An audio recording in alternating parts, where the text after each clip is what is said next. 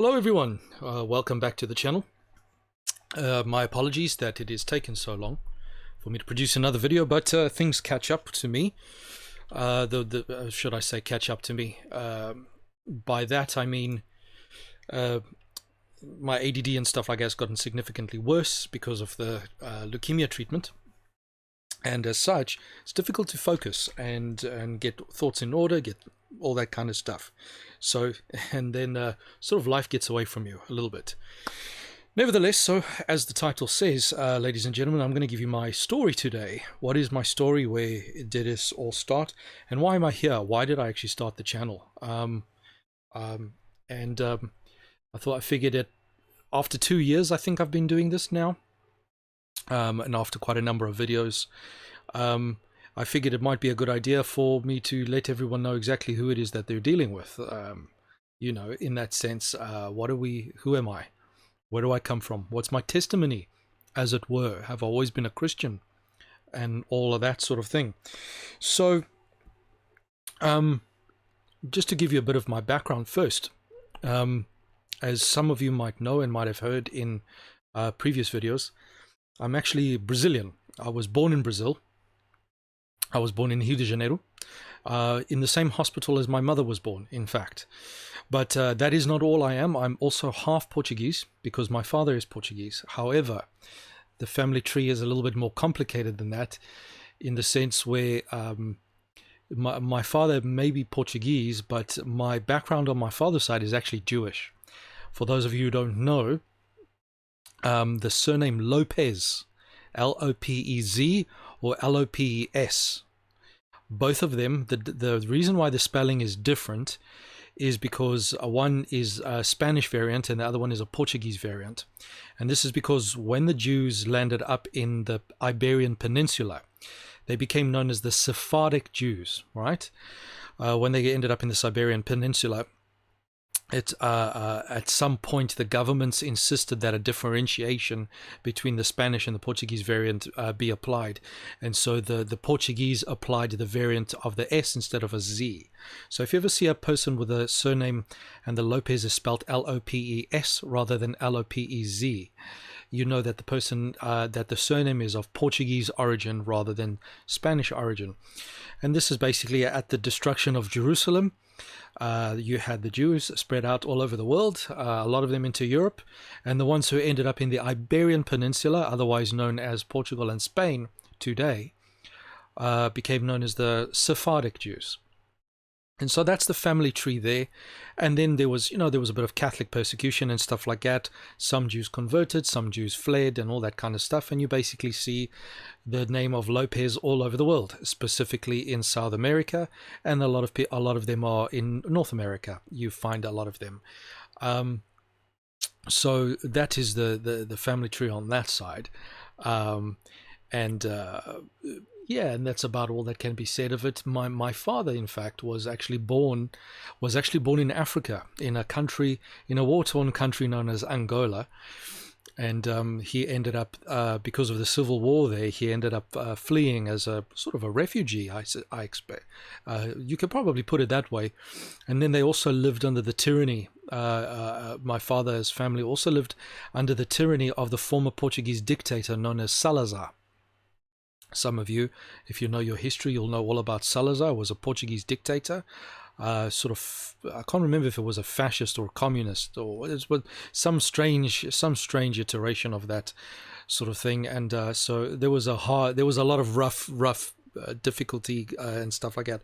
So my dad eventually ended up from Angola. He was actually born in Angola, which used to be a Portuguese colony, and ended up in Brazil, where he met my mother. And I was the result. And then the family tree on my mother's side is is quite a mixed bag. Just as an example for you guys to see, this might be interesting for you to see. This lady here is my great grandmother. So in my family tree on my mother's side, there is a mixture of. So this is my great grandfather. Is this gentleman over here, and then this is my grandmother. So you can see this is why modern identitarian, this is one of the reasons why I absolutely despise modern uh, identitarian politics is because you cannot tell a person's history just by looking at them, right? I mean, if you look at this lady here, you would never in a million years say that I descend from her, sort of thing. Absolutely despise modern identitarian politics, and that's one of the reasons, is because of my mixed background. So yeah, in my mother's side, you've got a mixture of West African slaves that were taken over to Brazil by sort of thing, and also native. You have the native Indian, what they call first peoples, as I believe is the politically correct term today. Basically, your native Indian tribes. So there's a lot of that in there, and then also there's also European. My grandfather was European. He was German.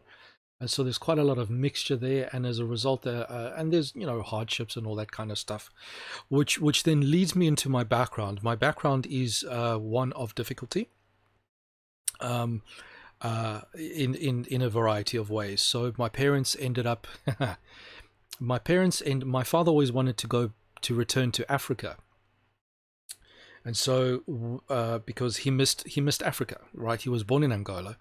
They never wanted to leave Africa, but were forced to because of the civil war. So the only safe place to live at that point, that wasn't completely unstable and all that sort of thing, was South Africa. However, there was apartheid back in those days, and so that was an interesting period of time. But nevertheless, parents ended up there, sort of in South Africa, and sort of eventually made a life for themselves there. That's where I learned how to speak English. I had already been born, obviously. I had already been born. And so when my parents moved to South Africa, I was still, I was basically an infant. And parents didn't speak a word of English, and that's how it goes. They learned eventually, slowly but surely over time. It's the usual immigrant story, really. There's nothing particularly special about it. Although we were never treated, I don't think we were ever treated as badly as blacks were, because we were European. But what would happen is, the darker side of our family tree would never be spoken about. Otherwise, that would, sort of thing, bring up its own difficulties and stuff like that. And so for all intents and purposes, we were European and stuff like that. And even then, because if you don't speak English very well and all that kind of stuff, you're treated like you're a bit stupid and all these kinds of things. But as we all know, South Africa eventually changed, and not necessarily for the better. In some ways better, in some ways worse. It's become a much more violent place. It's become a much more dangerous place. It's got one of the highest murder rates in the world and all that kind of stuff. So whilst South Africa did change for the better in many ways, in other ways it changed very, very much for the worse, sort of thing, which is a pity, and because South Africa is basically a failed state. About 10 years ago, I eventually packed up my bags and said, I've had enough of this. And then I moved to the United Kingdom, where I have so far lived happily ever after. Sort of thing. So as for my personal, so that's sort of my family tree and how I've moved around. My family lived there was a period of time when Nelson Mandela was about to be released from prison.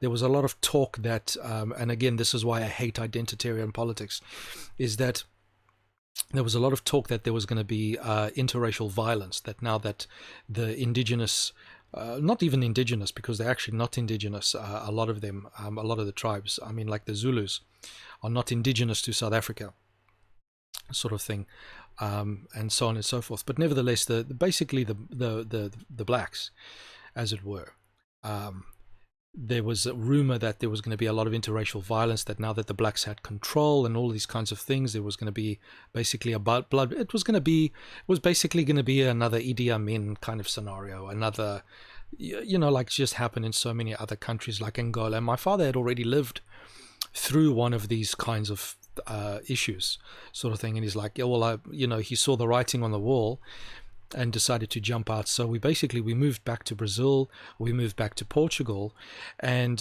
things didn't work out so well there at all. And then there was a lot of moving around, let me tell you.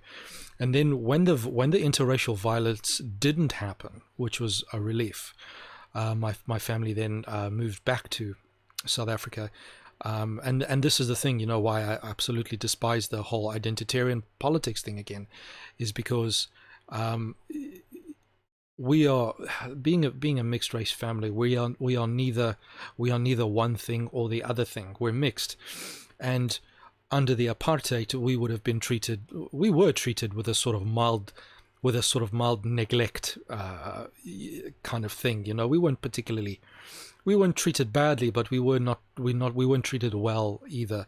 And my mother in particular had quite a lot of problems, more so than my father did, in many of those ways.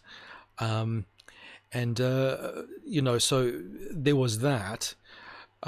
So it's a sort of situation, and a lot of mixed people will actually find that in any identitarian climate, you are never white enough and you are never black enough. So when the two camps are black versus white, you're screwed. You get it in the neck from both sides, right? And so basically, if there was going to be a racial violence sort of thing, even though we were not Afrikaners, we were not British, we had never oppressed anyone. And neither were our ancestors ever really oppressive of anyone. If anything, our ancestors were themselves oppressed. Nevertheless, if you aren't black enough, you would get it in the neck, and you find that even today, it's no different. If you say one thing, you get called, on one hand, I get called a race traitor when I disagree with certain things. And on the other hand, I get called a race traitor and Uncle Tom and this and that. And then on the other hand, depending who you're talking to, I get called a white supremacist and all that. And it's just completely retarded. It's totally demented, idiotic nonsense. So yeah, so that's basically, it's been an interesting road. It's been an interesting life. And so, yeah, so my personal background in terms of how I was raised, for those of you that have watched my psychological material, you will know that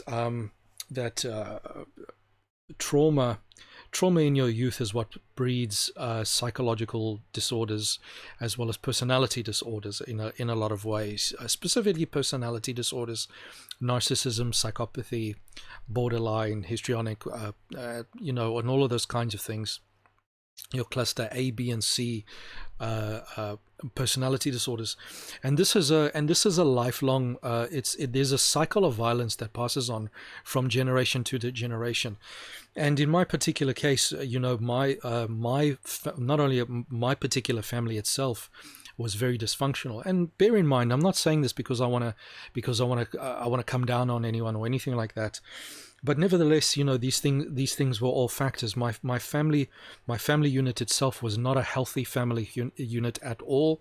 In the interplay between the kids, the parents between each other, and my parents eventually got divorced. There was a lot of infighting between even my extended family. There was a lot of bad blood, and all of these kinds of things, and that cycle of violence perpetuates, sort of thing, and basically these things happen. If there's trauma as a child, you grow up as an adult to lack empathy and all of these kinds of things, and you're problematic. So we were traumatized as children, and the reason why we were traumatized as children is because our parents were themselves also traumatized as children, which is why I mentioned what I did. My father, having lived under my father and his parents having lived under a dictatorship, the Portuguese dictator Salazar, and then experiencing civil war in Angola and having to leave the country with nothing, and trying to make it new again in another country, and all of that sort of thing. And then my mother, and then sort of the hard financial situation and all that kind of stuff that comes with it, and the stresses and all of these kinds of things. And then on my mother's side, poverty of an extreme degree, of a very, very, very severe. I mean, think about. I mean, everyone knows about the favelas, right? About the favelas in Brazil. the violence and all of that kind of stuff. So that's kind of the background that my mother grew up in. A lot of severe poverty, a lot of abuse, a lot of problems, and this was a multi-generational thing, so our parents are damaged, and they are damaged because their parents damaged them, and their parents did that because they were themselves damaged. So I heard stories about how my great grandfather, not my grandfather, but my grandfather, was thrown through the window by his father, thrown through the window, thrown through the doors, beaten up, and so this was a long cycle, alcoholism and all these kinds of things. So this is the legacy that eventually culminated in the particular family unit that I was a part of, and there was a lot of difficulties and all that kind of stuff. And so this is then what contributed to eventually my own personality problems, which were fun to come to terms with. So that aside for a moment, we were raised Christians, all right. So we were Christians. We were raised Christians. Our parents were Christians, were believers, and stuff like that. Raised in the church, but in a nominal way. Now, again, not to come down. I don't want to badmouth anyone or anything like that. People, in some ways they do the best they can, and in some ways they couldn't have done better because they're damaged, and in other ways there's neglect and all these kinds of things. So we must always look to ourselves. How are we being neglectful and all these kinds of things, because these things are an influence. But basically, it was a nominal thing. It was more legalism than actual education, sort of thing. And myself being of the kind of personality, so I've got very high openness, but also low agreeableness, and high extroversion. I'm a very, very dominant individual, and I had very, very clear and pronounced psychopathic traits or sociopathic traits. I carried that with me. So I've never been diagnosed, by the way. I've never been officially diagnosed with anything. The only thing I've been diagnosed with is Tourette's and attention deficit ADHD, attention deficit disorder. And those things are always comorbid usually with other problems, sort of thing. So being someone with strong sociopathic tendencies, and the reason why I say sociopathic rather than psychopathic is because my object relations are intact, sort of thing. Whereas a psychopath doesn't have the object relations are broken down, as well as in the narcissist. With a narcissist, also the object relations are broken down, sort of thing. But I still have so with a sociopath and with borderlines, the object relations, the internal and external objects are still there, but it's how you relate to them that then becomes a problem, sort of thing. So with those tendencies is a very, very strong. Is a very strong anti-authoritarian. I am pathologically, I am pathologically anti-authority. It's a real problem. It is a real problem. I've had to learn how to be more humble and all these kinds of things in life, but really pathological and pathologically anti-authority. It really, really is a problem. And so you can imagine how difficult it is then for me to get to a point where I submit myself to not God, never mind anyone else. You know what I'm saying? I'm going to submit myself to this being who you say exists, and well, where the hell is he, right? So this is it, raised in the church, and eventually, and because of the family dynamics and stuff like that. My parents also, if they got divorced, I was in my final year of high school, at the beginning of my final year of high school, and so my final year of high school was very entertaining, and stuff like that. I was an okay student, I was a sort of student that could pass even though I never studied, sort of thing. Never studied at all. And I used to go to school. Most kids would have several books. I'd take a pen and a pencil and a piece and a a folder, and that's all I took to school. Never took my books to school. It was a disaster, but somehow I still passed. I passed with average grades, C's. So I actually sometimes did get A's. If I was interested in a subject, I would get A's, but I would get that not because I studied, but I'd listen in class, and then I'd pass, and it used to drive my friends absolutely insane.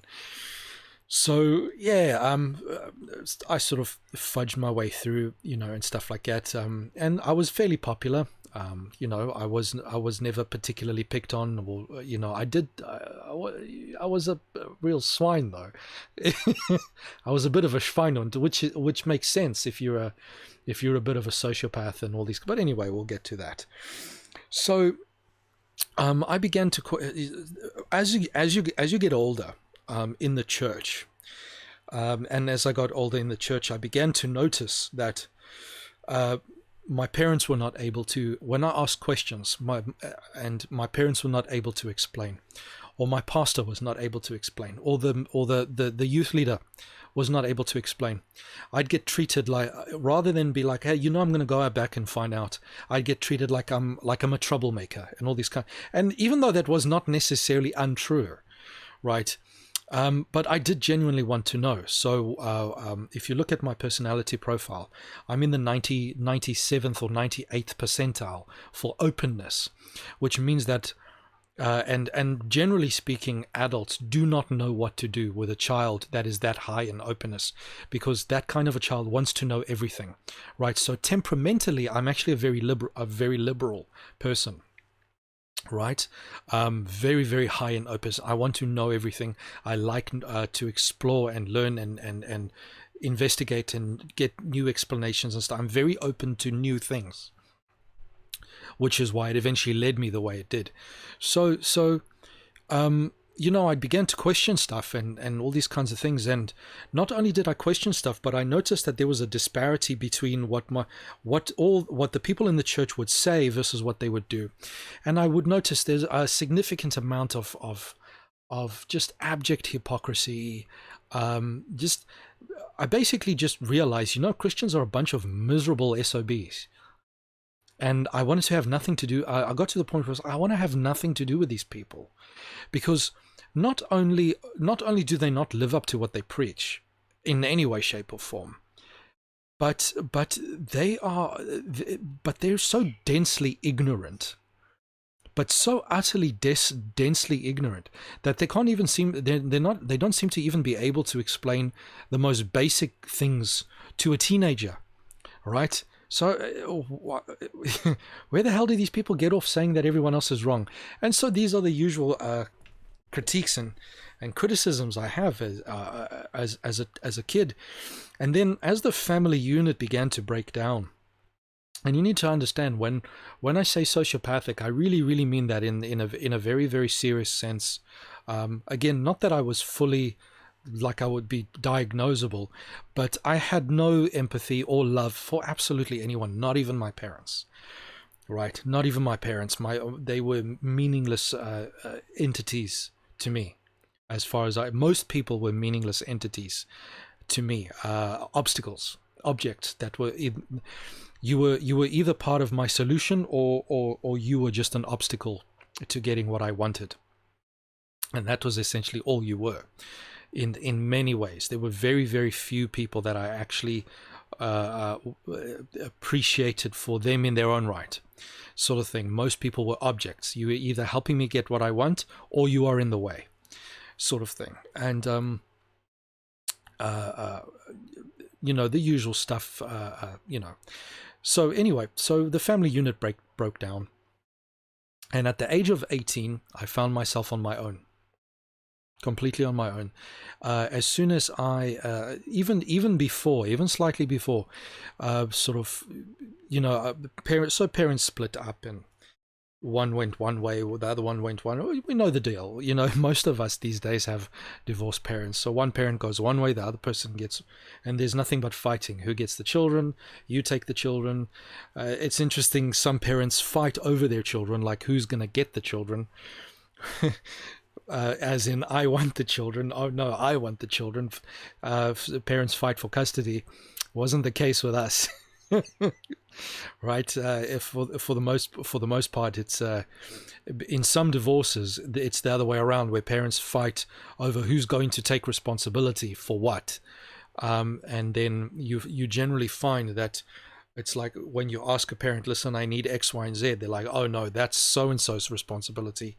And then you go over there, and because they can't agree on whose responsibility it is to provide you with things, what you end up doing is going without entirely, sort of thing, which was fun. And eventually, so I found myself, as soon as I graduated high school, I was on my own. I was kicked out of the house, and I'm now an 18-year-old earning next to nothing.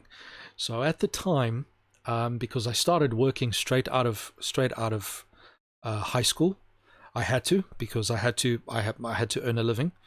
I worked for a little bit as a chef, as a junior chef, to sort of, because I like cooking, I like food, I like all that kind of stuff.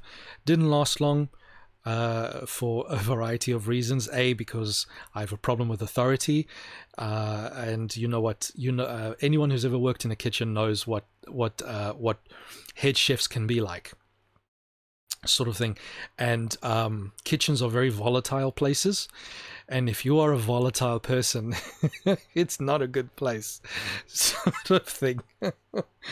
So yeah, you leave. I left that and got into engineering instead. I actually worked for my dad's company for a while, which didn't go well, because he did business with with the wrong people, and the business eventually went down. And so by the time I was 19 years old, I had been made redundant, my very first time, and spent my first Christmas on my own. And the only food I had was, so when we got made redundant from my father's company, all of us workers were given a food parcel. A food parcel, bits and pieces, sort of thing. And yeah, that's what I survived on. But so by the age of 19, I'm living on my own, and yeah, living on a food parcel, sort of thing, which was fun. And in those days, I was earning the equivalent of maybe I was earning the equivalent. So for you guys in the UK, it was 4,000 rand, which I think is the equivalent of £200 or £250 a month, is what I had to survive on. It was 4,000 rand a month. I was trying to make do with at that point, sort of thing, which was great. And so I ended up in a commune.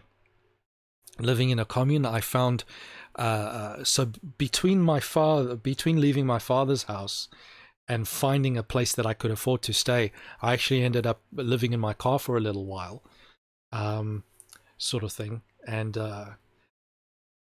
yeah, it was very interesting. Is you had evil stepmothers and stuff like that, sort of thing.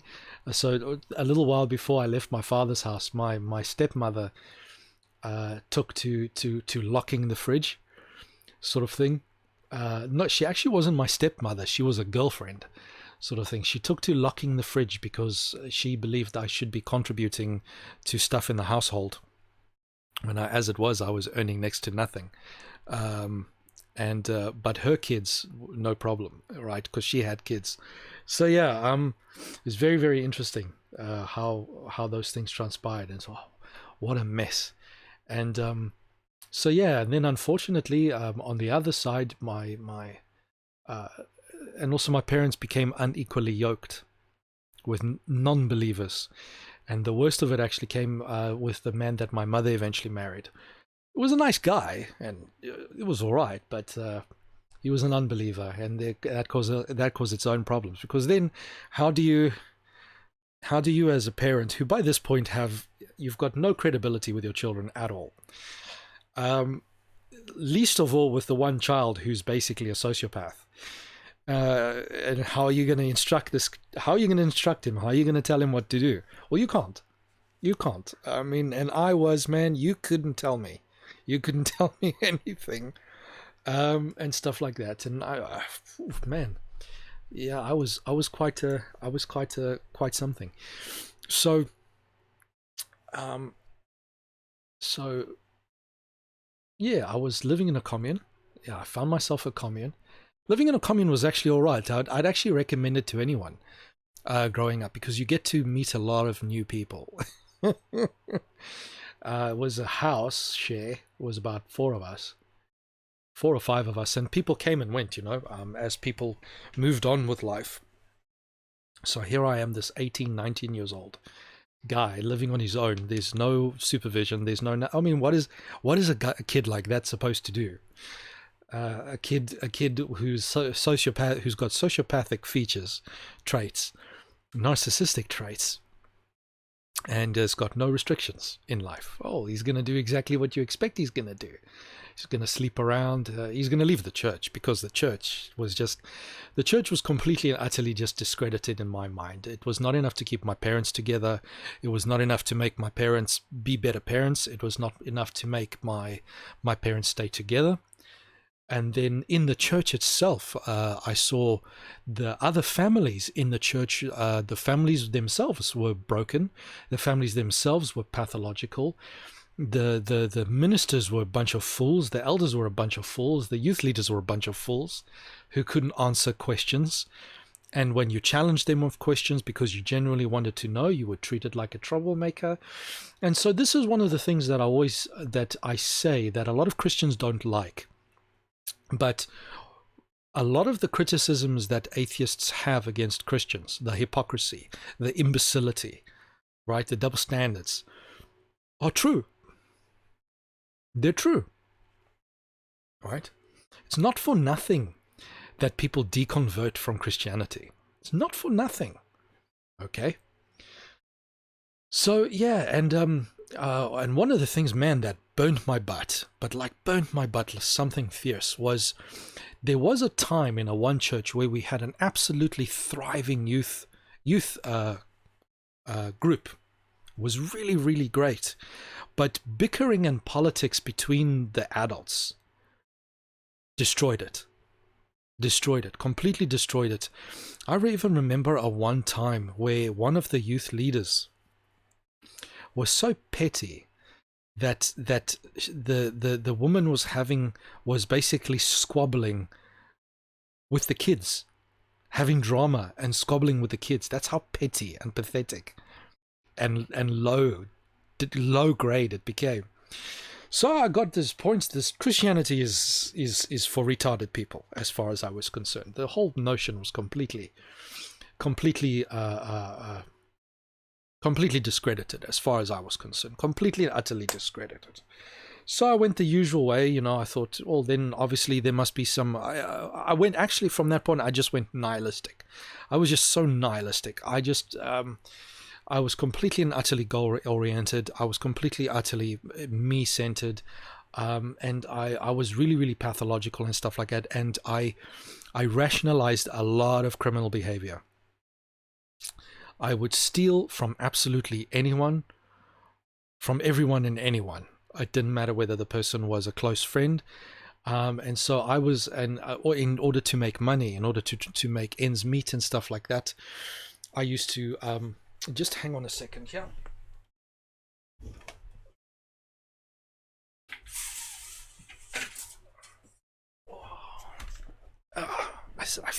I see I keep getting overexposed because the sun is up, and it's cloudy outside, so you get sunlight and then dim and sunlight and then dim. So I see on the video I'm getting washed out. Anyway, so continuing. Where was I now? ADD, isn't it great? So I became criminal. Yeah, I used to steal. I used to steal from absolutely anyone and everyone, from shops, from friends. So many of my friends, found that their cell phones had gone missing, that this had gone missing, and it was being pawned off for money, for food, money for whatever sort of thing. and I used to get by in the commune. So we shared a kitchen, and this person has their cupboard, this person has their cupboard, this person has their bit in the kitchen and stuff like that. And I used to survive on like instant noodles and instant mashed potatoes and stuff like that, and stealing food from the people that lived with me, sort of thing. And one of the things that really helped me, this this is so bad. One of oh dear, one of the things that really was very helpful is the guy who was the landlord. He was a young guy that actually lived with us, and his bedroom was down the hall, and it was very beneficial to me, the fact that he was a complete drunk, total drunk. Just most of the time was out of his off his rocker, sort of thing. And as a result, he was very easily to manipulate, very easy to manipulate. So to cut a long story short, I basically got away with not paying any rent for about a year or more. I didn't pay any rent. And because I used to make sure that I'd pay him when he was drunk. I'd give him, and I'd pay him in cash. And the reason why I'd pay him in cash is because I could steal it off him. I could basically steal it back. And so he'd have the memory of me paying him somewhat blurry, but then I'd just take it off him later on in the evening. I'd take it back off him. And so he began to suspect that something was, because when he'd tally up the money, he eventually realized someone is stiffing me here, but he couldn't quite figure out who it was. And for a while he suspected it was me. And so what he got to do, which didn't work, was he'd come around and we'd give him the money, and we'd sign this piece of paper. He had a piece of paper. Sign it, give him the money, and this was it. Cool, no problem. So what I used to do in that sense was, these guys used to leave work before me. Because I actually worked quite close by at this particular point. I eventually found another job at an engineering firm that was actually run by the father of a friend of mine at the time. And so these guys were all, and then the maid used to come in to clean. And the door to his bedroom that he thought was locked was unlocked by her in order to clean. So basically I figured out where this piece of paper was being kept, and I'd go in there and I'd sign the piece of paper without paying. And when he'd come and ask me after a while, you're a little bit late on payment, I'll be like, dude, I've already paid you. Really? Are you sure? I'm like, yeah, I bloody signed for it, didn't I? And he'd go there on the piece of paper and, well, yeah, he and this went on for about almost 2 years. Oh dear. But I couldn't afford it, really. It's crazy. And yeah, it was a very interesting time. And so yeah, I was a thief deluxe, sort of thing. Never got caught. That's the weirdest. I never ever got caught. I think it's probably because I never got greedy, sort of thing. And also one thing, drunk people. I used to hang around, make sure that part of my associations were with people who are drunk, because drunk people are so easy to rip off. It's not even funny. That's probably why I never got caught, sort of thing. But I mean, I used to steal from sober people too. So anyway, but yeah, I remember. So to give you an example, one of the guys also that used to live in the commune, he came a little bit later. Also, I actually used to hear him at the door drop his keys and stuff like that. And a lot of the time, because I never drank, I've never ever. This is one of the weird things. I've done a lot of bad stuff, promiscuity and all of the sexual nonsense and violence and stuff like that. But drugs and alcohol, never touched, never appealed to me for some reason, sort of thing. So I was always sober, and they knew I was always sober and that I didn't drink and stuff like that. And I presented myself as quite a goody goody two shoes. Oh, I don't drink, I don't smoke, I'm very spiritual. And I think maybe that's why I got away with it, sort of thing. And this is again why I hate identity politics and all that kind of stuff, and all of these, and all of these stupid moron gullible people that are being taken for a ride by all of these activists who are basically psychopaths and sociopaths, like I was, pretending to be goody two-shoes, and people are so ignorant and gullible that they fall for it, sort of thing. So these people thought I was a lot more saintly and spiritual than I really was, and I put it on because I knew I could get away with it. It's not about what people know, it's about what they will believe. And if they believe that you are a good person, you can be Satan himself, and they will never suspect you. Right? And this is what I'm constantly trying to tell people with all of these social justice activists. These people are narcissists and psychopaths of the highest order, and they've got everyone fooled. And people don't see it.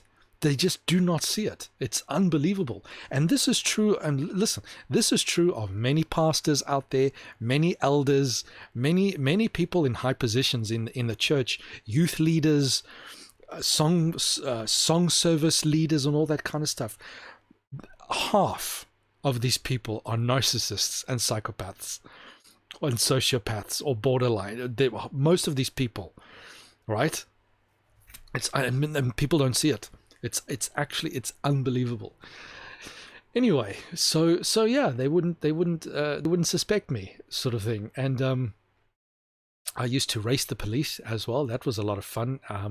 At night, racing the police. And just as an example of how volatile I was,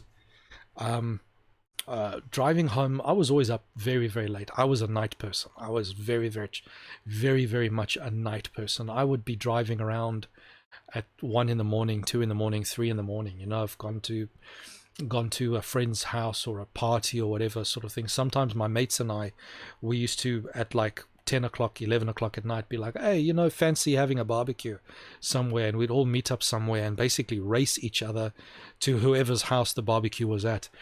And we would drive we would drive like retards, like absolute morons. I don't know how I'm still alive these days. I mean, I should have died. There are a few times I should have died, sort of thing. I lost control or something, but by God's grace, I didn't. And so just as an example of how volatile I used to be, this one particular time, it was fairly late at night, but when you stop at a red light, and there's a car in front of you. So there's two lanes, and there's a car here and a car here, and you behind one of them. And when someone is trying to be clever on the road, and they drive and they pull off so slowly but like crawling, and then so obviously the other person who's they're just minding their own business, they pull away like a normal person. Then what happens is you will change lanes in order to get behind them so you can overtake the person who's driving slowly. And as soon as you pull alongside them, they accelerate so that you can't overtake them. So it was, in the other car there was two young men. So you know what young men are like, okay? You know what young men are like. So I thought, listen, you've got one of two choices. You're either gonna let me in, or you either make way, but one way or another, I'm coming into that. I'm overtaking you. So I basically rammed them into oncoming traffic, because it was two lanes, and then there was another two lanes, sort of thing, and there was no island in the middle. So I came around, and when they started to accelerate, I basically just drove into them and pushed them into oncoming traffic. And yeah, that's what I was like. I didn't care. I don't tell a lot of people this, because a lot of people struggle to understand it, but I really just didn't care. Human life is I was pretty much nihilistic in the truest sense of the word, sort of thing. Anyway, so as most nihilistic atheists, so now I'm an atheist. But here's a problem. I always had something niggling on the back of my mind. And the reason for this is because in my youth, now anyone that knows anything about Brazilian culture will know that Brazilians are very superstitious, and there's a lot of spiritualism in South America, a lot of spiritualism, like big time stuff, okay? And I had in fact unquestionably experienced supernatural events. My family home at one point when I was a kid actually was haunted, right? My younger sister used to get pulled out of bed by an unknown force. An unknown force used to switch lights on and off. You'd see the shadows, doors would open and close and stuff like that. This kind of thing used to happen. And we actually got someone in those days. We actually got someone round from the church to come and say a prayer over and to exorcise everything, and so on and so forth. So, and this was always in the back of my mind. It's like, I'm an atheist, right? This stuff, I don't buy into this stuff anymore. But what the hell is this? Because I know it happens. It happened to me. I saw this stuff firsthand, right? In Brazil, you see people. We'd seen someone get possessed, a next door neighbor get possessed, and stuff. So what is this? What the hell's going on? I need to explain it, because, atheists, we fancy ourselves so rational. We must explain. We've got to explain, right? And so, in attempting to find explanation, I eventually found myself move into the New Age movement, because these people,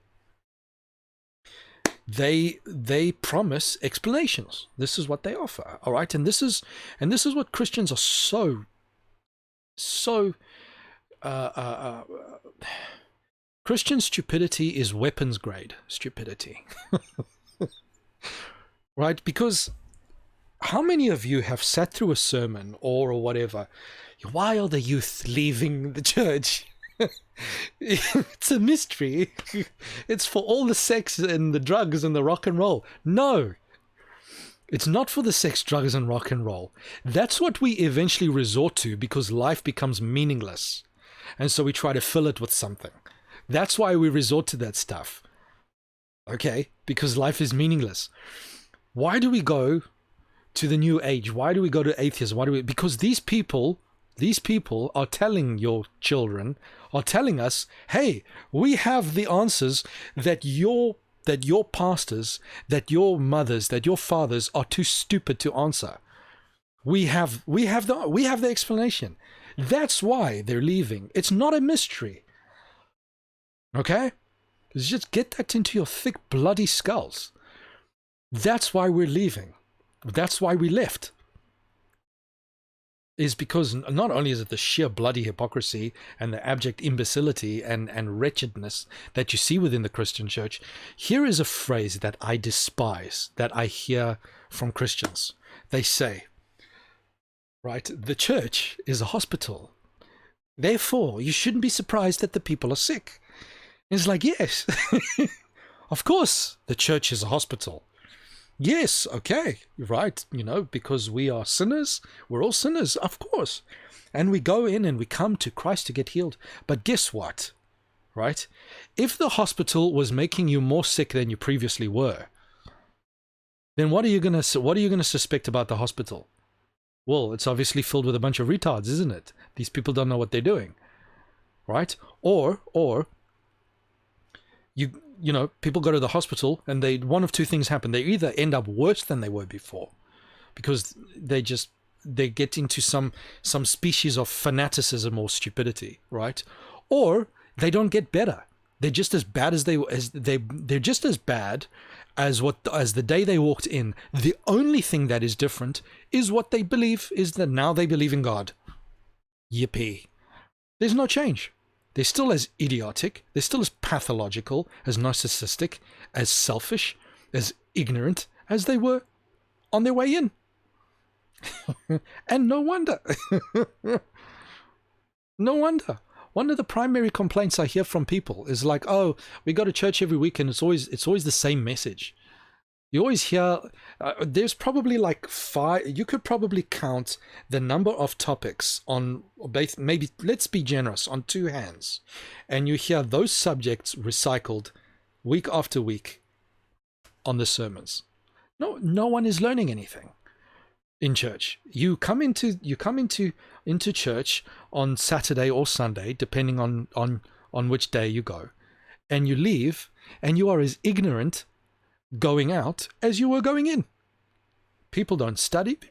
Yeah, so. And so this is why they're saying, come, we have the answers. We will explain. We will explain. But oh my goodness. And so I believed. I said, right, I'm going to give it a shot. I'm going to experiment, and I'm going to get into it right now. I was one of those people, again, because I'm high in openness sort of thing. I'm like, right, if I'm going to try it, I'm not just going to study. I'm going to study and I'm going to do. I'm going to become. I'm going to convert, right? So so I went, and I read all of the holy books. I did the Bhagavad Gita. I did the martial arts. I did the yoga. I went to the temple and did the chanting. I had my prayer beads. I've got my beads here.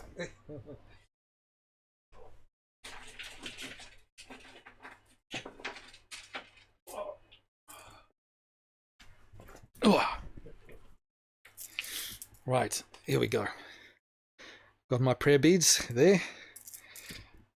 Hare Krishna, Hare Hare, Rama, Rama Rama, Hare Krishna, something like that. Chant. And you sit and you go.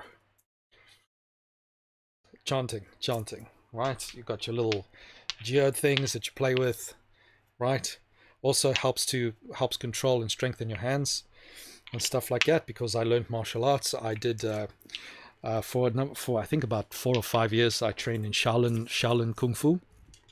So I did wushu. I did I think I did a bit of Wing Chun, and started learning some weapons and stuff like that, which was great. It was a lot of fun, actually. I really enjoyed it. I did Bagua, which is a soft form type of martial arts. Really got into it, and then got into all the energy healing and the herbal medicine and all of these kinds of things. Yeah, I got into all of it, absolutely all of it. I went right into it. I went into Krishnaism, Krishna consciousness stuff, all the New Age stuff. I used to go to the esoteric fairs, had all the crystals and all the kind of stuff, sort of thing. And also I learned how to do massage therapy. So I went and I got basic training in shiatsu, acupressure therapy, massage therapy. And what I used to do is I would go with the shiatsu school to different esoteric fairs, and we'd have a stall in the esoteric fair where we would do stuff. And then I would practice there, and then on our off time and our breaks, I would go around to the different stalls for, we had like there was one in particular. I think she was a witch doctor, sort of priestess person. We had all kinds of things. We even had Scientologists there, sort of thing. All kinds of things, man. All kinds of stuff. And I used to go around and talk to them and question them. But also because I didn't buy into things very easily, right? So a couple of things began to tip me off, things that couldn't be explained. All of this Anunnaki, there's a lot of this Anunnaki crap. The Sumerian, the Sumerian tablets this and the Sumerian tablets that. And the pyramids are engineering by aliens. All of it. And you know what? You can't say I didn't give it a shot, man. I gave it a shot. I gave it my all, man. But I was like, man, this stuff is just. I asked people to explain. Like one of the things that. So I don't know if any of you have ever seen something called a Tachyon Crystal.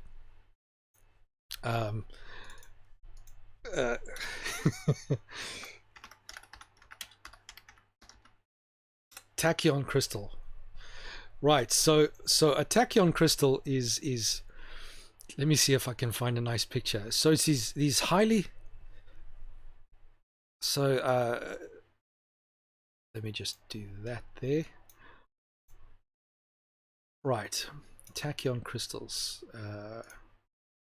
So these are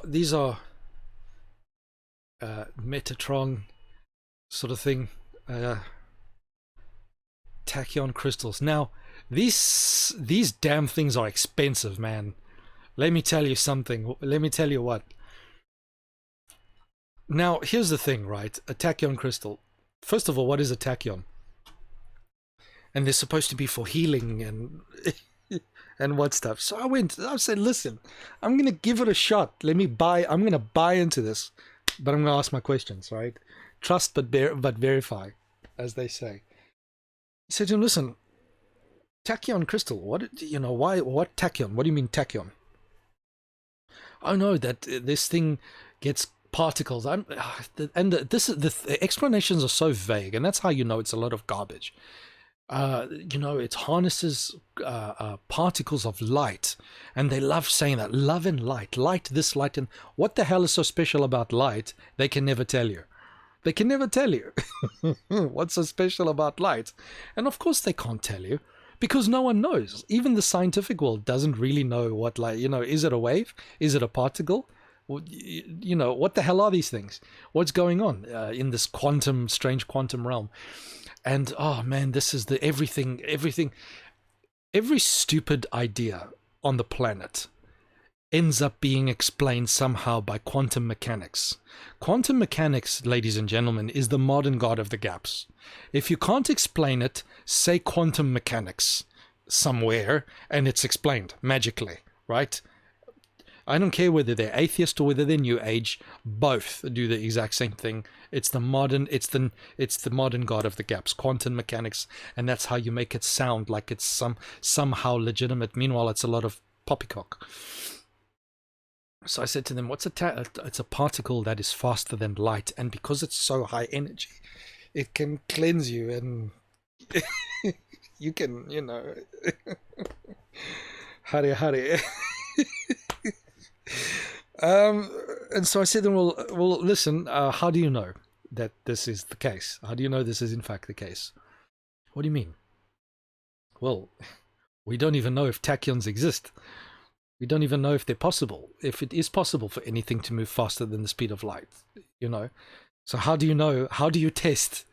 I said, as far as I'm aware, scientists wouldn't even know how to detect such a thing, or, There's a lot of things in quantum mechanics that we don't have colliders large enough to discover, sort of thing, right? When it comes to particle physics and stuff like that, we'd need a hadron collider that circumnavigated the globe, basically, in order to get high energy enough to verify certain things.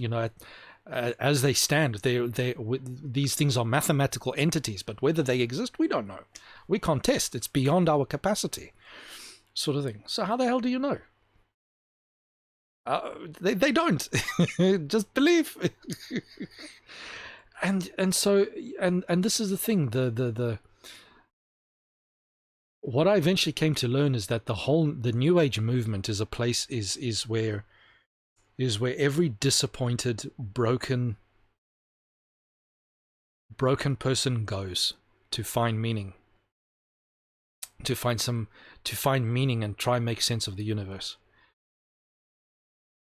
And because people are broken, because they're disappointed, because they're injured, they've been let down, and all of that kind of stuff, and because of the trauma, I don't think I've ever known a person in the New Age movement that wasn't traumatized, that didn't have, if I come to think, and especially knowing what I know these days, having studied the psychological literature, the amount of narcissism, the amount of psychopathy, the amount of borderline and histrionic and all that kind of stuff that exists, it caters to all of that, because it'll tell you you're a god. It'll tell you, these things it'll tell you that you're essentially good. It'll tell you that you're an empath. There's no such thing. as an empath, but they will tell you that you're a super empath, that you are an indigo child, that you are a crystal child, and you've got these cosmic purposes and stuff like that. And it is the New Age movement is so perfect. The New Age movement is exactly what you would expect if a group of narcissists and psychopaths got together and invented a religion. And it's frightening, actually. It really is quite frightening. And not just narcissists and psychopaths. Yeah, narcissists and psychopaths, because they have the accommodation that will brings in all of the histrionics, those who want to express themselves in sexually inappropriate ways, and all that kind of stuff, which you find because sex is reduced to a meaninglessness. It's either meaningless, or sex has got some cosmic, or just utter garbage. The more promiscuous you are, the more spiritual you are. Utter nonsense. And so so I got to the point where I was like, this can't be it. It can't be. And so over time, I got into I discovered philosophy. I discovered all of these things. And then one day I realized, and here was the push. Here was the push for me. I met someone who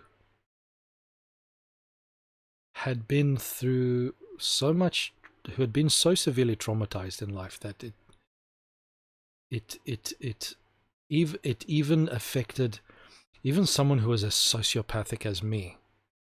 Things didn't faze me. Things did not faze me. People could die in front of me. I don't care. Right. Kill a person.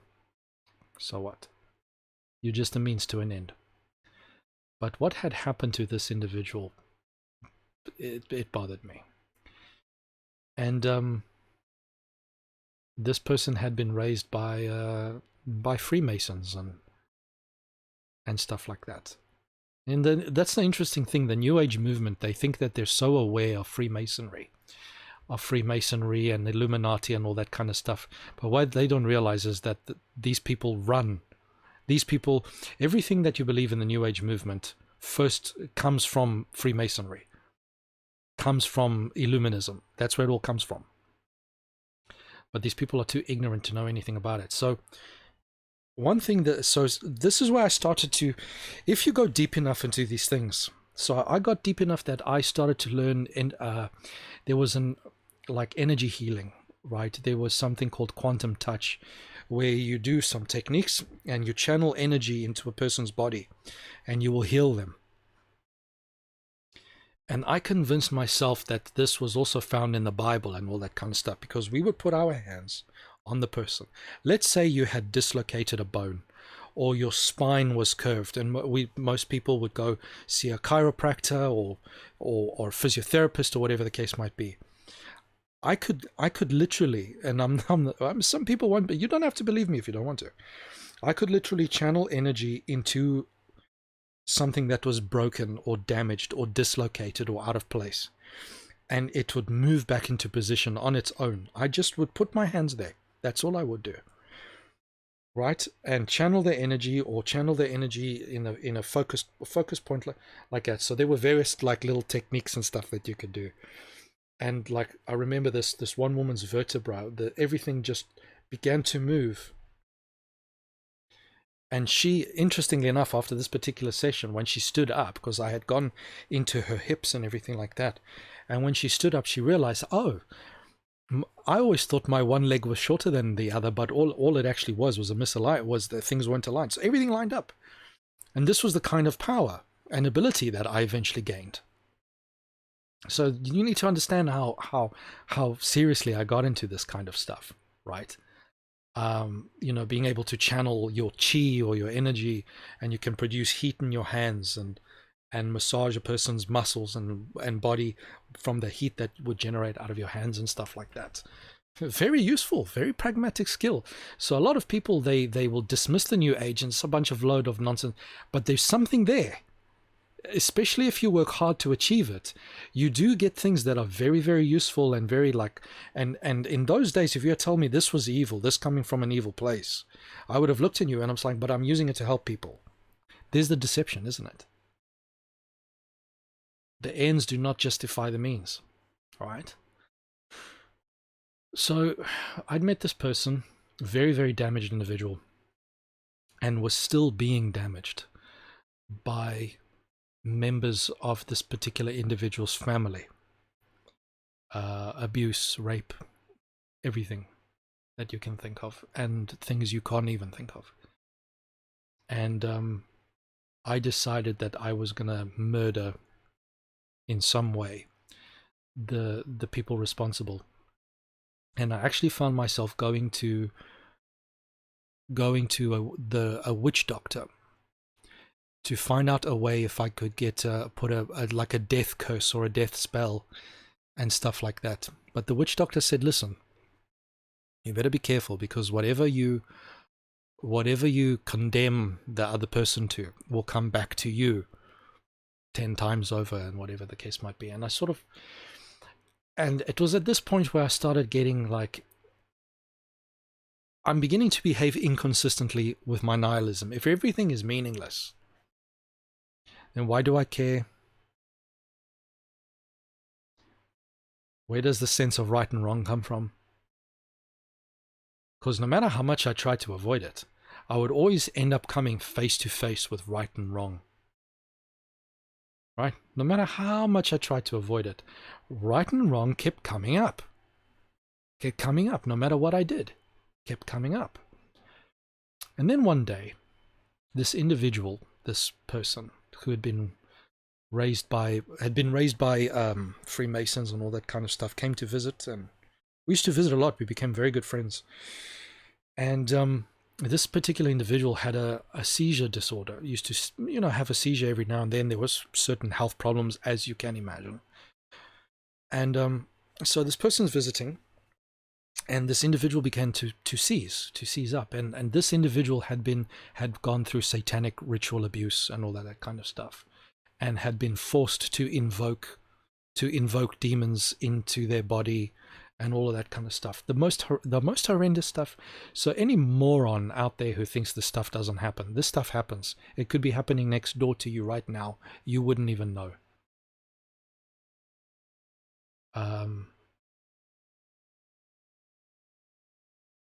Yeah, I could describe some of this stuff, but it would exceed the PG. It would actually exceed the PG, the content rating of YouTube, if I had to. And you don't need to know. You don't even need to know it anyway. So this person began to seize, and now I'd witnessed a number of these seizures before. Man, but something about this particular seizure didn't look right. It was something, I don't know why, but I got the sense that something was very different about this one. And I suddenly got the sense that this person, that there was an evil spirit behind this particular seizure, that there was a spirit behind this. And by the way, this person was constantly seeing spirits around all over the place. I met so many people that could see stuff. That could see things, could see auras, could see, there was actually one person who could see auras, that saw my aura, and they were really, really fascinated. They didn't realize what they were seeing, but they said to me, "We've never seen a person with the ability that you have to change your aura like on a dime, as if you're flipping a switch." So I could be focused on one thing and then focused on another, and the aura would change along with it. And the aura meant different things of what you were focusing on, and it would flip like a switch, almost like I was a machine where a switch would flip and then I'm in something else. And then what they didn't realize is what they were seeing was actually the manifestation of a sociopath, who everything is just pure functional. There's nothing more. Nothing more behind that. They just thought I was very disciplined. You see, and this is the danger, right? They thought I was just very, very spiritually enlightened and spiritually disciplined, that I could control my chakras and I could control my auras. But what they were actually seeing was the psychopathy, was the sociopathy. or I could switch off. I could just switch off and switch on at will. No problem, sort of thing. That's unhealthy, but they would see it as a thing. So, so yeah, this individual was constantly seeing demons and stuff like that. And I mean, I used to visit sometimes at their house, at this person's house, and you'd see and slept over, and you see funny things going on as well. And so I knew I couldn't ignore this. There was more, right? There was more, and the New Age wasn't quite getting at it. Was not quite explaining it. It was always there was a lot of words. There was a lot of mumbo jumbo talk, but it never was. You know what I'm saying? There was a lot of attempts, but never, and a lot of it was totally incoherent, utterly incoherent. Anyway, so this person seizing, I suspect that this is a demonic, an attack from an evil spirit of sorts. So I began to do what I'd been trained to do. Channel positive.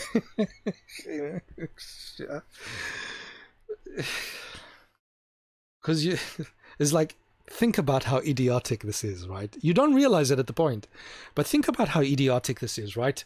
This supernatural being is going to be chased away because you liked holy basil and you do the smoke of really smoking leaves, and a supernatural power is going to be chased away by smoky leaves.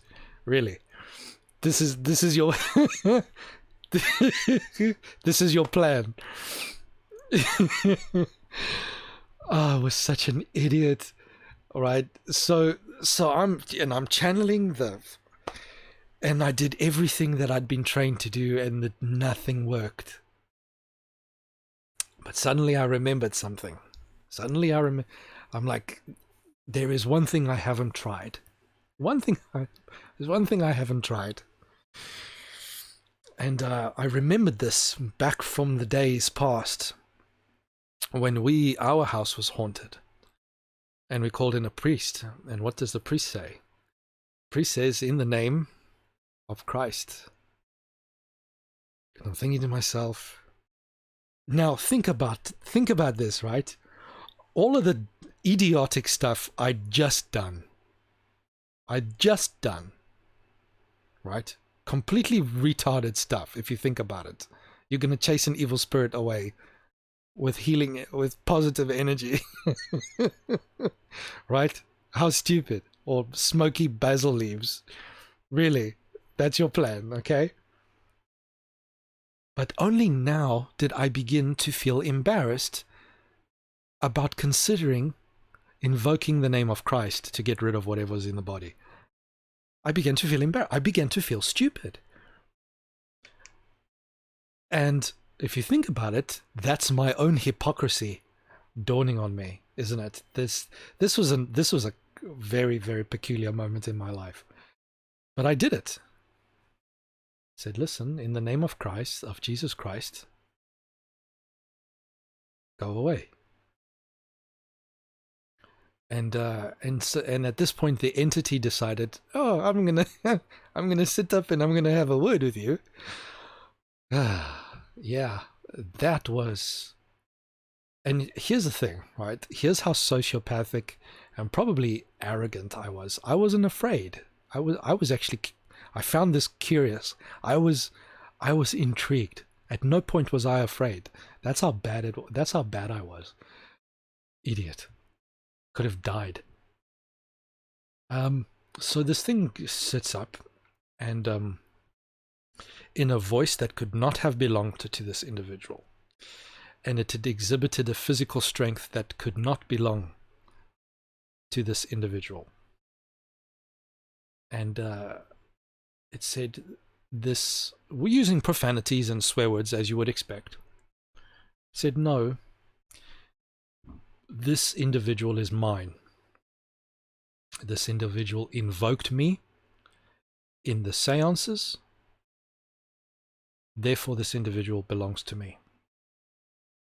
And I said, first of all, nothing belongs to you. Not even you belong to yourself, but everything belongs to Christ,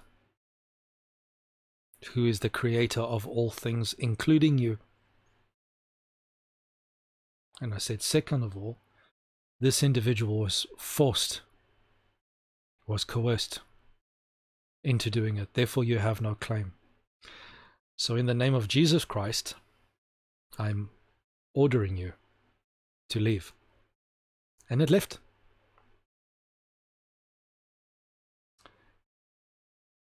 It left. Bloody hell. Of all things, the name of Jesus Christ worked. So now, what do you imagine happened? I was pissed off. I was happy that my friend was now all right. I was pissed off. Why? Because these goddamn Christians were right all along.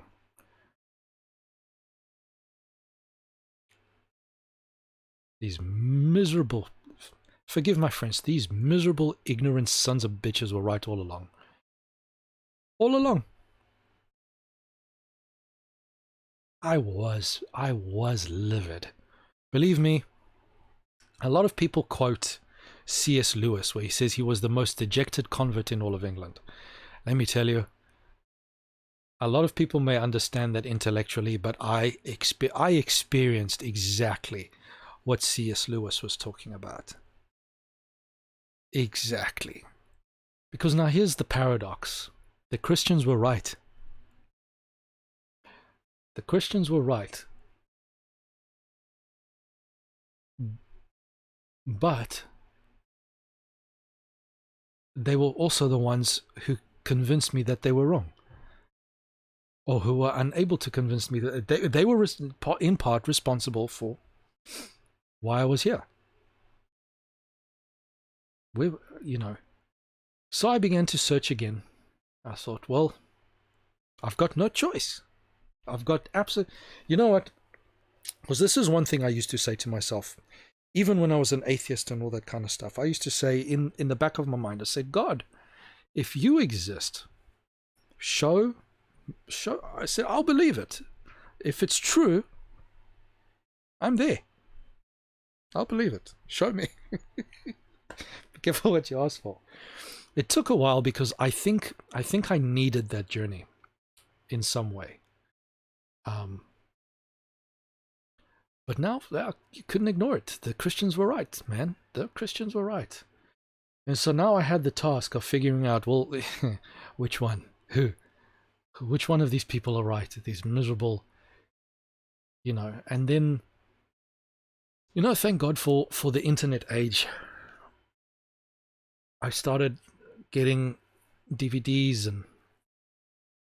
and I started coming across people like Walter Fite, who was a Seventh-day Adventist minister.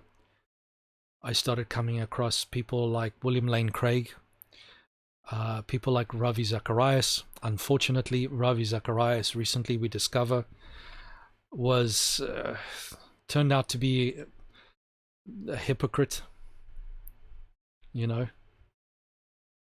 Disappointment. But nevertheless, the man was rotten, but what he said was true. And this is where I learned something so important. I learned a very important thing in philosophy. It's called an ad hominem. The person's character has no bearing whatsoever on the truth content of what the individual is saying. Even if every single Christian on the planet was a miserable son of a gun, it still does not make Christianity false. And it was at this point that I finally realized I need to stop looking at human beings. Because if we're going to look at human beings to see which worldview is true, guess what? Christians are not the best of human beings.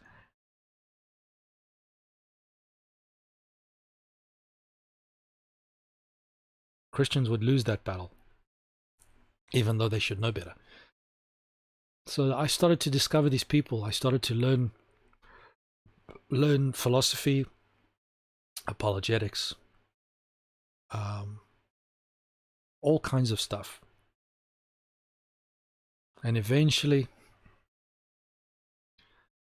came back to the faith. And I was baptized 10 years ago. For the second time, because the first time I sort of came kind of into the church. And and I mean, I came into the church looking like a total hippie with my beads and my my vests with the tribal patterns on it, and I went to church like that sort of thing. And I remember hearing a sermon that was very, very powerful. And I was moved to go to the front of the church and talk to the pastor. And I didn't realize that at the time, this was an Adventist thing. I didn't realize that there was a line, and you had to get into the line to talk to the pastor. And the pastor treated me so badly because I had jumped. I know I was just, how the pastor did not look at me and recognize that this kid was clueless and try to be generous about it is beyond me. And it goes to show that God can use even an absolute wretched individual, because this pastor, whilst I forgave him that oversight, I said, I need to be forgiven. We all need to, maybe he didn't realize that I do, or something. I don't know. I dismissed it. But he turned out to be such a narcissistic, arrogant son of a bitch that, and it goes to show that God can use anyone, eh? And another moment that really convinced me that I needed to come in. So I mentioned earlier on, this right and wrongs kept coming into my face. Was so I was walking through a shopping mall once, and I used to like Linkin Park. Well, still like their music. I don't listen to my old music anymore. I used to listen to hardcore rap, hardcore metal. The most disgusting stuff, now that I think about it. I used to listen to stuff that aggrandized violence, the most heavy gangster rap, talking about murder, talking about having sex with corpses, that kind of stuff, bathing in blood. That's the kind of stuff I used to listen to. Rap music, rock music, that's the kind of stuff I used to listen to. And contrary to popular belief, ladies and gentlemen, if I can digress, the music doesn't make you rotten. The music merely resonates with the rot that is within you. You understand what I'm saying? So we're not attracted to the world because we're attracted to the world because we are like the world. The world is not changing us into something. You know what I'm saying? We're merely going to what resonates with us. So the rock music doesn't make you evil. The music and stuff like that doesn't have that power, right? It's resonating with something that already pre-exists in you. You are already bad. That's why you gravitate towards that stuff, right? The reason I resonated with that kind of rap music and that kind of rock music was because I was already a sociopath. It didn't turn me into a sociopath. I was already a sociopath, and I merely looked for whatever entertainment and media satisfied that evil in me. That's the difficulty. Because you, ladies and gentlemen, from the psychological literature again, you will be, by the time you are 4 years old, the damage is done. By the time you're 4 years old, everything after that is damage control. Just so you're aware, okay? If you screw up those first 4 years, from when the child is born to the age of 4, if you screw that up, everything else from that point onwards is damage control, and gets worse if the longer the damage keeps getting done. and depending on your temperament. Anyway, so I was listening to Linkin Park, and this song came on, and it was their song, and the lyrics were as follows. It says, um, uh, I dreamed I was missing, and you were so scared, but no one would listen because no one else cared. And then after my dreaming, I woke up with this fear. What am I leaving when I'm done here?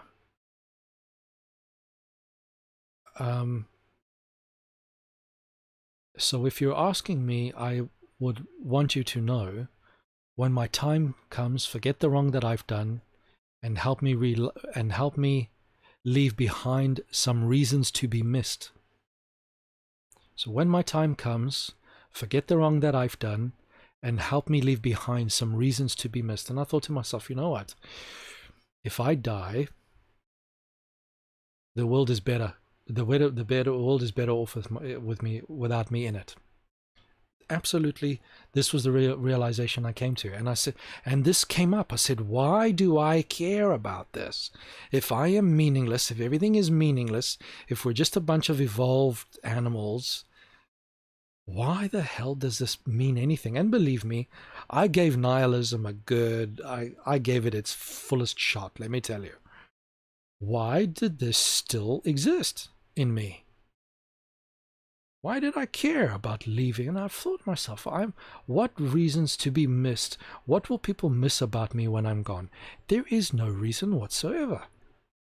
They are literally better. And this is the simple truth of life, ladies and gentlemen, is some of us exist in this world, but some of us improve the world with our absence. This is a simple fact of life. And don't tell me this is not a Christian thing to say, because the Bible, talking about Judas, said it would have been better for him to not been born. The Bible says those phrases would have been better not to been born several times. You can be the type of person that makes the world a better place if you die. You can actually be that kind of person. Now, I'm not saying go and commit suicide. I'm saying change and become the kind of person that people will miss you, that you'll leave an impact on the world. And so that possession and this moment, and there was these punctuated moments that's like I can no longer ignore this. And so I eventually got baptized. I got baptized the first time more than 10 years ago, but I was not catechized at all. So I was baptized and I was completely ignorant of what I was getting into. Totally and utterly ignorant. There was no baptismal class. I had to fight. I had to like almost take someone hostage before they would eventually baptize me. That's how pathetic. So this is the thing, right? Now that I'm a Christian, my opinion of Christians has not improved. Christians are still, if we think about what we should be like and compare ourselves to what we are like, the vast majority of us are useless good for nothing. Right? We are useless good for nothing. We go to church every week, and that is it. Our lives do not enrich the lives of those around us. We do not spread the gospel. In fact, by our wretched behavior, we profess atheism by our behavior. We confess God with our mouths, but with our behavior we profess atheism. We profess secularism, or whatever political ideology is in vogue in any particular decade. We are pathetic and we're miserable and useless. So my opinions of Christians has not changed. But Christianity is true, as it turns out. And I was baptized. I knew nothing. I was not prepared. I was still having sex outside of marriage. It's just like it, and here I'm baptized and I'm completely clueless, right? Still making my thinking was still completely wrong, right? When you get baptized, you should not get baptized before you are showing some sort of fruit of your conversion.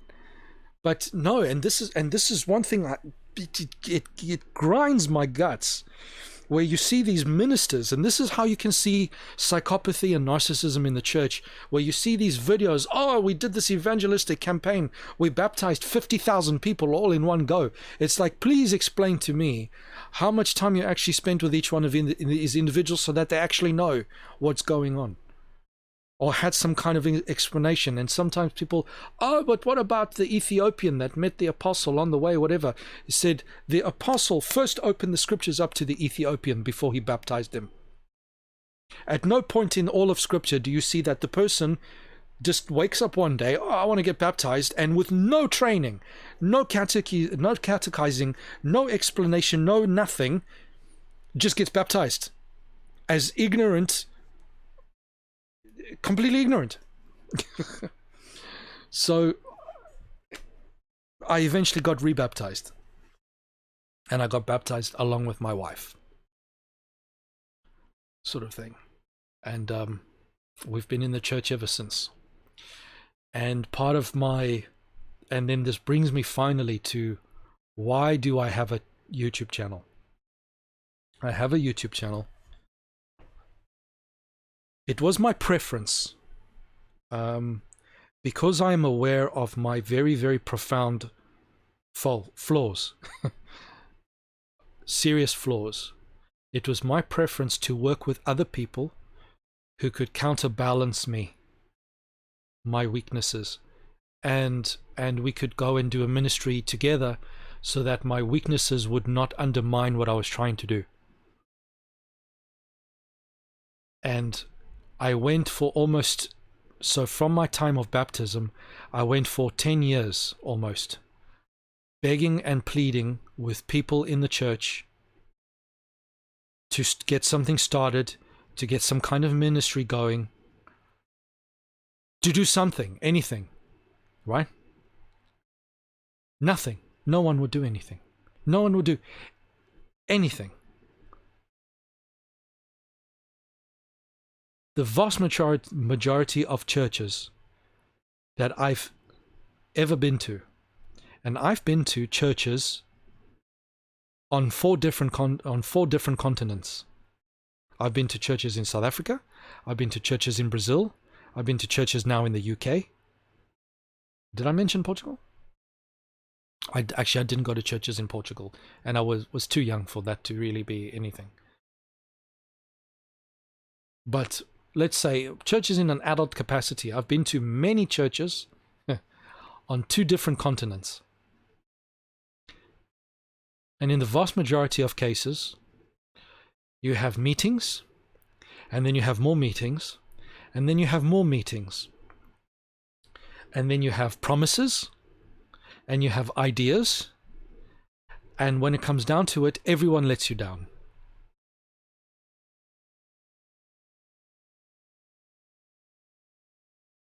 In the vast majority of cases, the people in the church, because they either are unable, or because they are incompetent, or because they don't care, could not organize a piss-up in a brewery. And so I said, if I continue waiting for other people, and this is not because I haven't tried. I've tried to be reformed. I've been youth leader. I've been all kinds of leader positions in the church, because I was the type of person, I can't complain if I don't try to be part of the change and to get involved and give off my time and stuff like that. But just to give you a context, right? Just to give you a context, we organized once for us youth and everyone to go bowling, just as a team building thing, and to go bowling on a Saturday night. Entertainment. 90% of the people showed up a minimum of half an hour to 45 minutes late.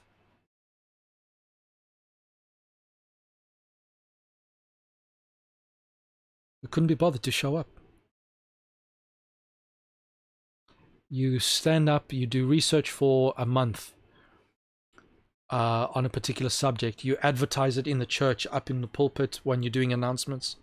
We're doing a talk on Sabbath afternoon.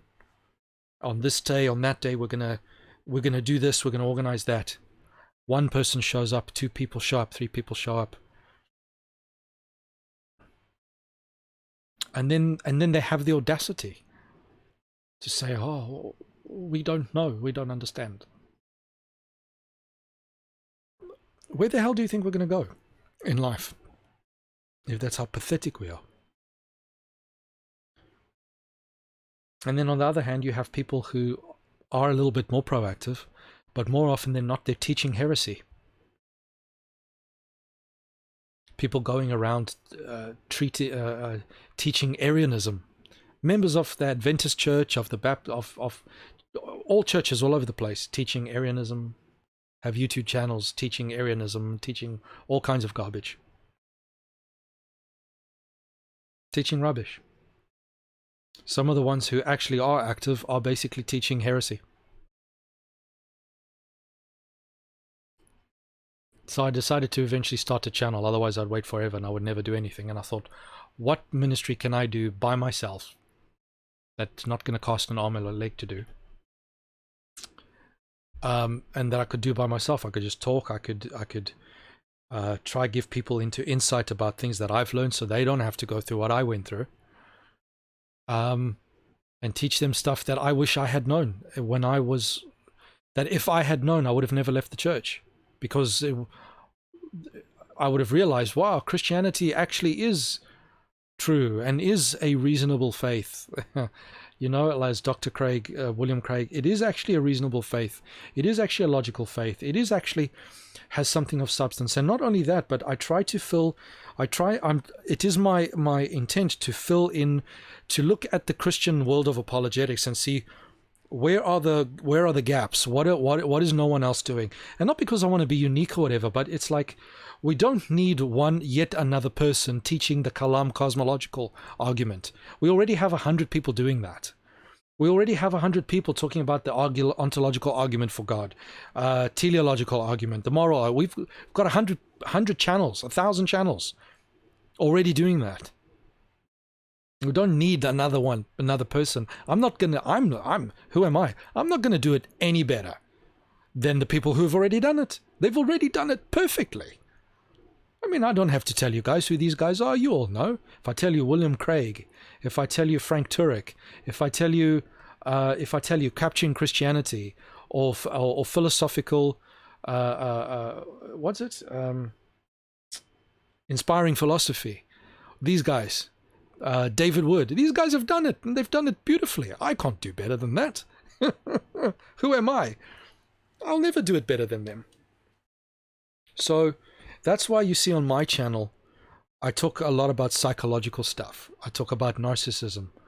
I talk about personality profiles and stuff like that, because at the end of the day, Christianity also has to be a practical religion. And when you're dealing with human beings, you're dealing with psychology. You're dealing with the human psyche, is what you're doing. You know what I'm saying? And we all have problems. Day to day, daily living problems. How do I get along? How do I get along with my boss? How do I get along with my wife, my husband, my kids? You know, how do I move through my life, my daily life? Yes, the ontological argument, the Kalam cosmological argument, these things, it helps me have a strength in my faith. But you know what? How do I actually work it out in my day-to-day living? You know? How do I change my character? What does my character have to do? How do I understand myself, my personality? You get this transgenderism. How do we address that? We have all this activism. What's all that about? Do these people genuinely care about justice, or are they just a bunch of narcissists? All of this liberal agenda that's in the church, these liberal Christians bringing social justice in the church, do they actually care about justice, or are they just a bunch of narcissists? What is narcissism? What does it look like? I get the feeling that the people around me, how many Christians? Even you may be watching this. You might think, you know what? I get this sinking feeling that the other Christians around me are not genuine. There's something missing, and I can't put my finger on it. Why is that? Well, guess what? You will be told, oh, you're being judgmental and you're being all. Guess what? The vast majority of every single one of us, we are all narcissistic. Every single one of us. The only difference is some of us know it and we try to make a change, whereas everyone else does not think so. They actually think they're okay. That's the problem. The vast majority of people do not realize they're actually narcissistic, for the most part. And a lot of people think they're a hell of a lot more empathetic and good than what they really are. They're not. People go to church every week. Yes, I'm a sinner. I'm chief amongst sinners. They will say that with their mouths, but in their lives, they don't behave like they actually believe that. Because why? Because to say I am chief among sinners is a self-aggrandizing statement. Because why? Because I want to be like the Apostle Paul. Look at me, how wonderful I am. I'm like the Apostle Paul, who says that I'm chief among sinners. I'm not saying that Apostle Paul was a narcissist, because man, that brother, he meant it. He knew exactly what it meant to be a wretched idiot, and he felt bad about it. He carried that guilt with him, right? I persecuted my brethren. I murdered Christians. That guy knew what it was like. He was genuine. And you have people who cannot be bothered to get off their ass to so much as study the Bible for more than 5 minutes a year. And they want to go to church. Oh, I'm chiefest among sinners. You don't even know the meaning of the word. And you want to preach to other people. And this is the problem. We're in the church. The church has got the people in the church. They do not know how to tell a narcissist from a decent person, from a truly humble person. They do not know the difference. They don't know the difference. A narcissist, a psychopath, someone who's out to just to get the best of you, just to whatever. And not only that, but they're not interested. They're not interested at all, which is why the churches fall to pieces. Because nowadays, what happens to every institution on the planet, every institution, bar none, without exception, on the planet, eventually gets taken over by narcissists and psychopaths, every single one. And you see it, perfect example is in all of the social justice movements. Whatever legitimacy they had in the beginning is no longer there. It's been taken over by narcissists and psychopaths, because those types of personalities, those types of people, they know how to game the system. They know how to rig the system. And because, especially Christians, we sit back and, we must not judge. We must not judge. Who do you think came up with this doctrine in the first place, that you shouldn't judge? Do you have any idea how beautifully that works for the narcissist and the psychopath? If they're never judged, they can do whatever they want and get away with it. Because we're all so focused on being good little Christians and never rocking the boat and never speaking up when we see imbecility. The first person who doesn't want to be judged is the narcissist and the psychopath. They are the first ones who do not want to be judged. That'll reject being judged. The first ones. They reject judgment, will reject rebuke, will reject reproof, reject all of it outright. That's where these doctrines are coming from. And this is why I want to bring psychological literature to you, because you need to look at yourself. Like I looked at myself. I was a miserable son of a gun, and I'm still battling with a lot of it. Damn it. Right? And so are you. And we need to understand why. It helps us to understand why, where these things come from. And try to get, which is why I released the videos that I did. What is love really about? What is empathy really about? So we don't get deceived by these things, because this is part of our everyday existence. And try bring a more practical.